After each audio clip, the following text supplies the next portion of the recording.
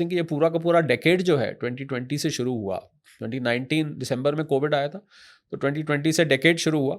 पहले कोविड आया, उसके बाद 2022 में मुझे आज रशिया यूक्रेन का वॉर शुरू हो गया, तब भी बहुत उथल पुथल मची थी, आज भी चल रहा है, और घमासान हो गया है।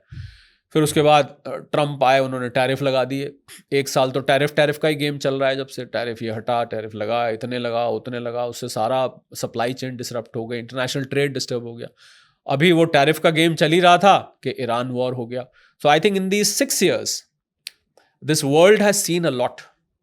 इतनी ज़्यादा उथल पुथल इकोनॉमिक पॉइंट ऑफ व्यू से, I think it has disturbed the whole world cycle. तो इसलिए जो हमारी ग्रोथ साइकिल है जिसकी आप बात कर रहे थे कि 2047 तक, तो अगर इस तरीके से चलता रहा, कभी कुछ कभी कुछ कभी कुछ, तो फिर तो हमारा ये 2047 का लक्ष्य आगे पीछे हो सकता है।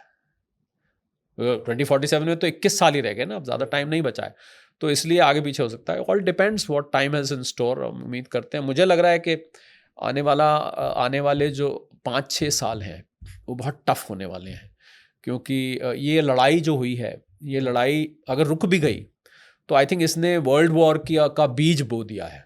राइट, यहाँ से वर्ल्ड वॉर का, so it will never be the same again. पहले वाले हालात तो मुझे नहीं लगता मिडल ईस्ट में अब कभी भी होंगे, क्योंकि वो दुश्मनी अब हो चुकी है। अगर अभी फिलहाल रुक भी जाती है तो रुक के ये किसी ना किसी, अभी तो मुझे कल पता लगा नेटो और रशिया के बीच में फिर टेंशन खड़ी हो गई है। रशिया ने नेटो के बॉर्डर पे न्यूक्लियर एक्सरसाइजेज शुरू कर दी हैं बेलारूस के साथ मिलके। This is as late as yesterday. अच्छा, तो फिर से तो वहाँ भी टेंशन बिल्ड हो रहा है। इधर यूक्रेन ने रशिया के ऊपर, मॉस्को के ऊपर अटैक बहुत सिवियर कर दिया, और रशिया बहुत गुस्से में है इस टाइम, क्योंकि उसको हथियार सारे यूरोप दे रहा है।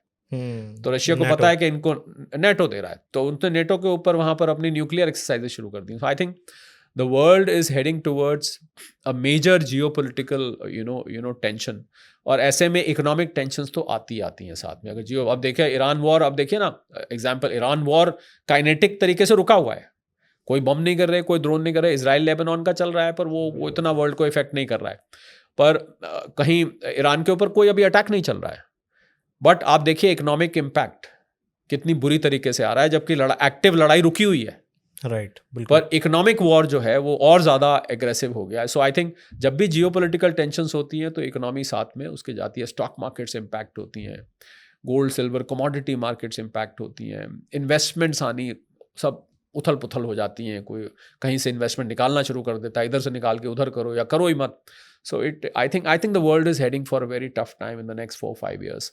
And the Gen Z who's probably starting their career now, जो लोग अभी अपना करियर शुरू कर रहे हैं, और उन लोगों के लिए उतना स्मूथ नहीं दिख रहा जो शायद इससे पिछली जनरेशन के लिए था।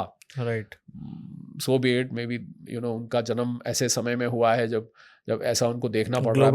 ग्लोबल टेंशंस के बीच में वो लोग अपना करियर सेट कर रहे हैं, तो बहुत चैलेंजेस मुझे लग रहा है कि जेन ज़ी को आगे अपना करियर बनाने में और अपनी लाइफ को, तो जो पिछली जनरेशन ने जितनी स्मूथली अपने आप को सेट कर लिया, शायद जेन ज़ी के लिए ये मुश्किल